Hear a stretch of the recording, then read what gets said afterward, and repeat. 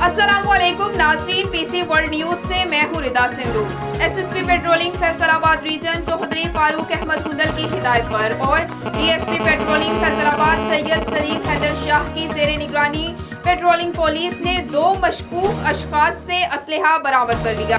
हमारे नुमाइंदे खुसूसी गुलाम दस्तगीर की रिपोर्ट के मुताबिक दौरान चेकिंग पेट्रोलिंग पुलिस खुड़ियावाला के shift incharge assistant sub inspector Mohammad Yunus ने अपनी टीम के हमरा एक शख्स अब्बास अली वल्द शौकत अली के कब्जे से 1 अदद कलाशनकोफ और 210 गोलियां, जबकि पेट्रोलिंग पोस्ट कमालपुर के incharge post sub inspector Iram Shah ने अपनी टीम के हमरा दौरान स्नैप चेकिंग एक शख्स रियाज हुसैन वल्द शहरोज खान के कब्जे से 1 अदद कलाशनकोफ और 30 ज़र्ब रोंद जिंदा बरामद करके मुतल्लिका थाना जात में मुलजिमान को हवालात में बंद करवा दिया।